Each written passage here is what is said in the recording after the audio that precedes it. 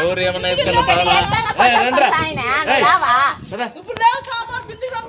అంత అయిపోయినా నన్ను వచ్చేదే ఫోన్ చేస్తా కొంచెం మాట్లాడుతున్నా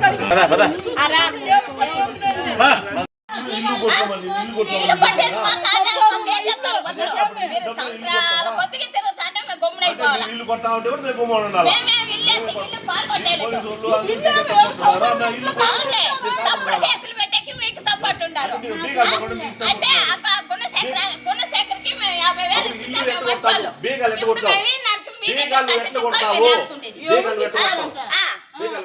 మా దగ్గర డబ్బులు అడిగినాడా మా దగ్గర డబ్బులు అడిగినా మేము మీకు బట్టలకు మీ దగ్గర తప్పు సాక్ష్యం పెట్టినాడు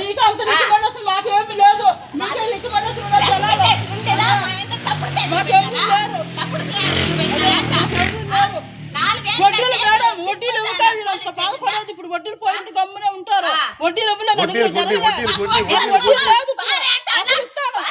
అసలు ఇస్తాను ఇప్పుడు కాదు ఇప్పుడు కోర్టుకి వేసినామని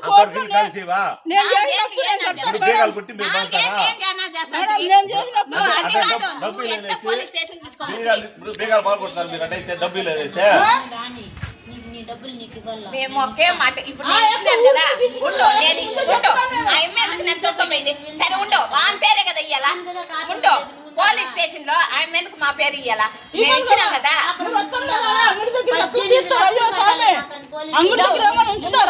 సరే నాదే తప్పు కూడా ఉన్నాయి డబ్బు ఇచ్చినాం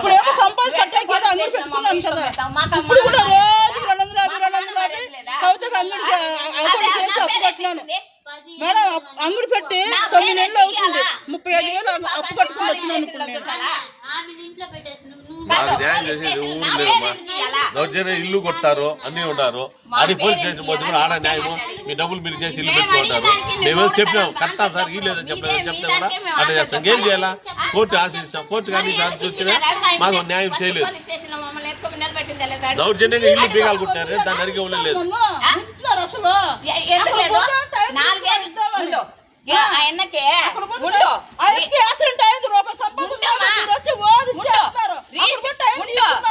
చేసుకునే టైం తీసుకున్నావు లోన్ తీసుకునే టైం తీసుకున్నావు ఇప్పుడు ఆఖరికి మా మీదే కేసులు వేసేసివి మమ్మల్ని పోలీస్ స్టేషన్ లో పెట్టేసివి ఇది ఎక్కడ అన్యాయమో ఎక్కడ న్యాయమో అంట ఎందుకు పోలీస్ స్టేషన్ చేసినావు అడిగితే సమాధానం చెప్పాలా అడిగిన దానికి మమ్మల్ని పెట్టేసా మాకు మాన మర్యాద లేదా మాన మర్యాద లేదా వడ్డీ ఎన్నేళ్ళు 4 ఏళ్ళు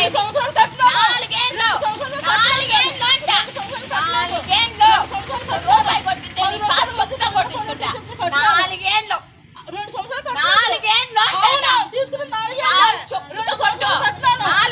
రూపాయి లేదు రిజిస్టర్ చేయాలా లోన్ పెట్టాలా రిజిస్టర్ చేయాలా యాక్సిడెంట్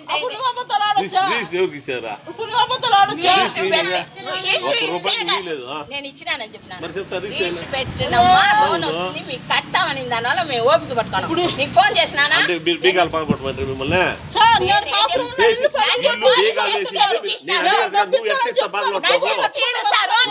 డబ్బు నా దగ్గర తీసుకొని నా మీద పోలీస్ స్టేషన్ ఇంట్లో ఉండేసి బేగం పగలు దొంగసాటికి బేగం పగలు కొట్టి ఇంట్లో ఉన్నారు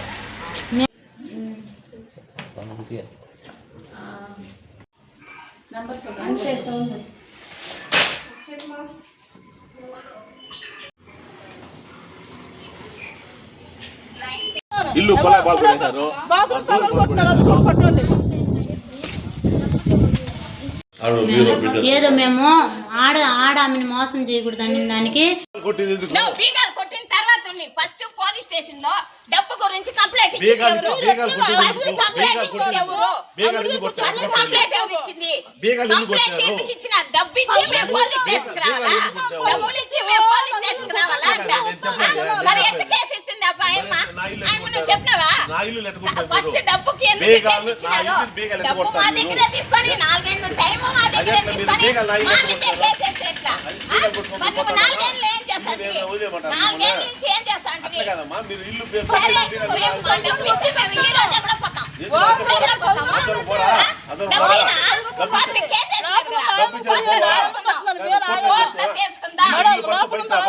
మేమెందుకోసమా కోర్టులో కేసు ఎందుకు వేసి ఇల్లు నీదా కోర్టులో కేసు ఎందుకు వేసి ఇల్లు నీదా పోలీసులు పిలిపించారు. పొలం పగలగొట్టున్నారు మేడం, చూడండి బాగా పగలగొట్టున్నారు.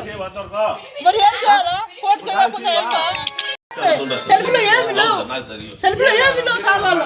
పిత్తలు బిందెలు డబ్బులు ఇవ్వాలనేసి ఈ ఇల్లు పగల కొట్టి ఇల్లు ఏమైపోయినాయి? బిందెలు అంతా ఏమైపోయినాయి? ఇంట్లో సామాన్లు కూడా ఏమి లేవు. ఎందుకు మాట్లాడతారు అసలు మీరెవరు మా ఇస్తున్నారు సార్. నాలుగేళ్ళు తిప్పించి తప్పు చేసేసినారు. మీరు రౌడీలు పెట్టి కొట్టినట్టు. అయ్యో ఎన్ని ఊరు ఉండు అని చెప్పిన కొంచెం మాట్లాడాలి. సరే మాట్లాడిన అంటారు వాళ్ళు. పోలీస్ స్టేషన్ దగ్గరికి రండి సార్లు పట్టుకుంటూ వచ్చిన వాళ్ళు 3 లక్షలు రాయించుకున్నారు. సరే ఓకే. నా పేరు చంద్రశేఖర్. నేను బీసీ కాలనీలో కాపురం ఉండాలి, ఇల్లు కట్టుకున్నాను. నా ఇల్లు నేను డబ్బు ఇవ్వాలని చెప్పి దౌర్జన్యంగా వచ్చి బీగాలు పగలగొట్టి నా ఇంట్లో ఉన్నాను. నేను ఇంట్లో కాపురం ఉన్నాను. ఉన్నా కానీ బీగాలు పగలు కాపురం ఉన్నానని చెప్పి నేను పోలీస్ కంప్లైంట్ ఇస్తే పోలీసు వాళ్ళు దాని గురించి పట్టించుకోలేదు. మేము వాళ్ళకి ఇచ్చే డబ్బు కాపురం ఉన్నా అంటారు. నేను నా వల్ల అది చేసేది కాకుండా కోర్టుకు పోయినాను. కోర్టు నుంచి ఆర్డర్స్ వచ్చినా కానీ వాళ్ళు ఇల్లు ఖాళీ చేయలేదు. నాది ఇల్లు నా డబ్బు ఇచ్చేసుకోవాలని, కానీ నేను ఆమెకు అప్పు లేదు. కానీ నా ఇల్లు ఖాళీ చేయమని అడిగితే వాళ్ళు చేయలేదు. ఆడవాళ్ళు నేనేం చేయలేకపోయాను. కాబట్టి నాకు న్యాయం చేయాలని నేను కోరుతున్నాను. ఇంటి బిగాలు ఎవరు పగలగొట్టింది? కవిత నాకే సంబంధం అది. ఇంటి బీగాలు కవిత పగలగొట్టి వాళ్ళు దౌర్జన్యంగా ఆ ఇంట్లో ఉండారు. కాపురం ఆ ఇంట్లో కాపురం కూడా ఉన్నాను. అన్ని సామాన్లు అట్లా ఉన్నాయి. చెప్పట్లేదా? ఇస్తాను. నాకు మొగుడు లేడు, బిడ్డలు లేరు. ఏదో అన్నం వేస్తున్నా 3 చచ్చిపోయిన కాడి నుంచి. ఇది కూడా చెడ తీసినారు. ఇప్పుడు కొడతారంట నన్ను. ఇప్పుడు అంగడి పెట్టుకున్నాను. అంగడిలో సంపాదించి మీరు కూడా కొద్ది డబ్బులు ఇవ్వండి, నేను కట్టేస్తానని ఒప్పించినాను. నన్ను కొడతారంట ఇప్పుడు వాళ్ళు. నాకన్నది ఎవరు అనుకోమని దిక్కు లేదు. నేనేమి ఇవ్వనంటున్నాను, ఇస్తానంటున్నాను కదా. టైం తీసుకున్నాం కదా, ఇంకా 2-3 రోజులు ఇంకా చూడాలి కదా. నాకేం డబ్బు బంగారం లేదు, ఇంట్లో సంసారం ఉంది కదా. ఎట్లా పగలు కొడతారు? ఇప్పుడు ఏ గిన్నె పోయినా ఏ గుట్టు పోయినా నేను ఎవరిని అడుక్కోవాలి? ఇప్పుడు నేను నాకు ఎవరు తీసి దిక్కులే గుట్టు ముక్క. అప్పు చేసేసిన నా కర్మ కాలి, నా నెత్తి మీద ఏదో ఉంది. అప్పు చేసేసినాను, ఒప్పుకున్నాను కదా, కడతాను. ఏదో కొద్ది కడతాము. పోలీస్ కంప్లైంట్ ఇచ్చినాము. పోలీస్ స్టేషన్లోనే 3 సార్లుగా టైం తీసుకున్నాము. ఈ నెల లాస్ట్ వరకు టైం ఉంది మేడం. వీళ్ళకి అడుక్కున్నాను నేను. ఏడో అడిగి పెట్టినారు కూడా కడదామని. ఇలాగా ఎంతలోనే వచ్చి ఈ పని చేసినారు మేడం. ఎంత పరువు తీసినారు తెలుసునా? ఎట్లా బతికేది ఇప్పుడు? ఎంత పరువు తీసినారు వీళ్ళు. ఇప్పుడు డబ్బులు వదిలేస్తారా మీరు? ఎట్లా తీసినారా? మరి మీరు ఇట్లా చేస్తారు కదా. అంగడి పెట్టినాను మేడం, ఏదో కొంత సంపాదించి కడదామని అంగడి పెట్టినాను. అంగడి పెడితే అంగడి దగ్గరికి వచ్చి కూడా ఎట్లా పరువు తీస్తారు తెలుసునా? నెలకు 10,000 ఆయన కూడా వడ్డీ కట్టుకుని వచ్చాను.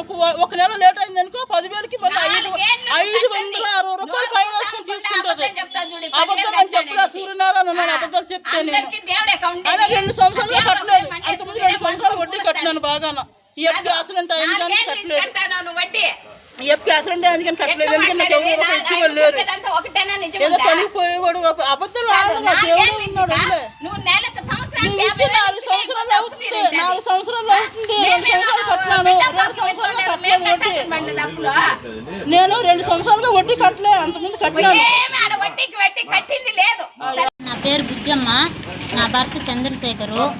గంగాదేవి అనే ఆమెతో సావాసం ఉంది. ఇక్కడ మేము ఆమెని సరే ఇంక మా ఆయన తప్పు చేసినాడు అనే దాంతో మేము బిడ్డలు నేను సర్దుకొని ఇల్లు కట్టుకుందామంటే ఆమెకు మేము ముందుగా డబ్బులు ఇచ్చిన్నాము. ఆమె ఏం చేసింది, సరే మీరు నాకు ఇచ్చినారు కదా, మీరు చెడిపోకూడదు, నా జీవితాంతం నన్ను చూడండి అని చెప్పి ఇల్లు వచ్చి మా ఆయన పేరు పైన రాసిచ్చింది సార్. రాసిచ్చింది. అది రాసినప్పుడు రిజిస్ట్రేషన్ చేసేటప్పుడు దాము అనే అబ్బాయి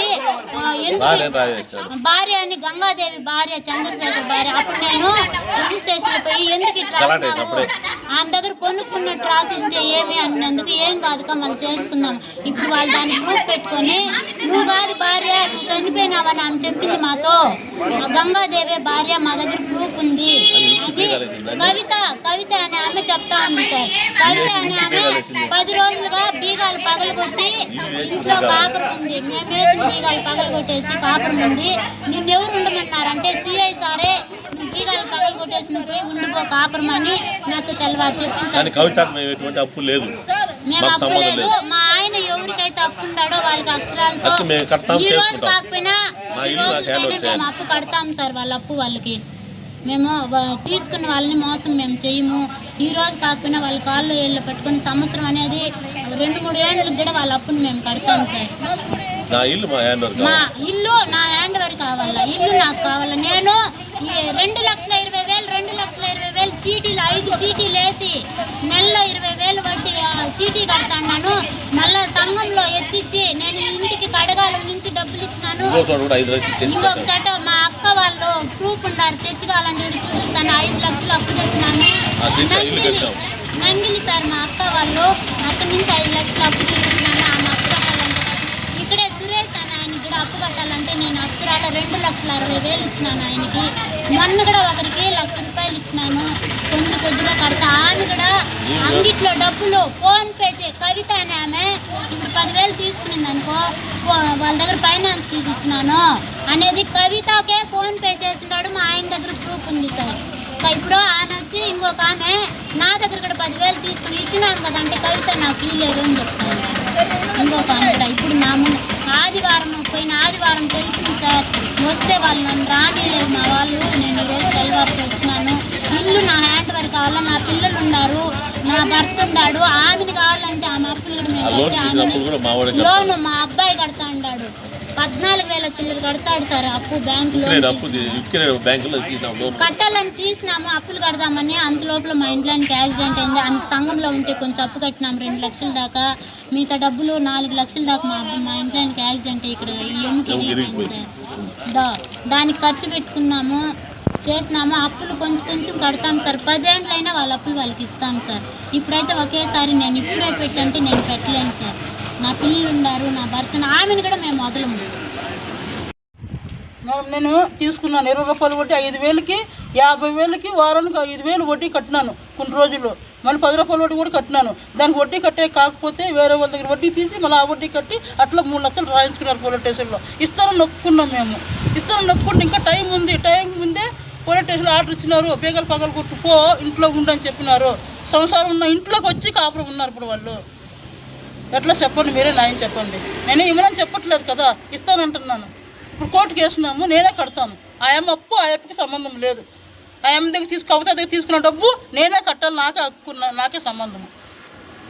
ఆ అప్పు ద్వారా ఏం తీసుకున్నాడో ఆ అప్పు కట్టుకుంటాడు.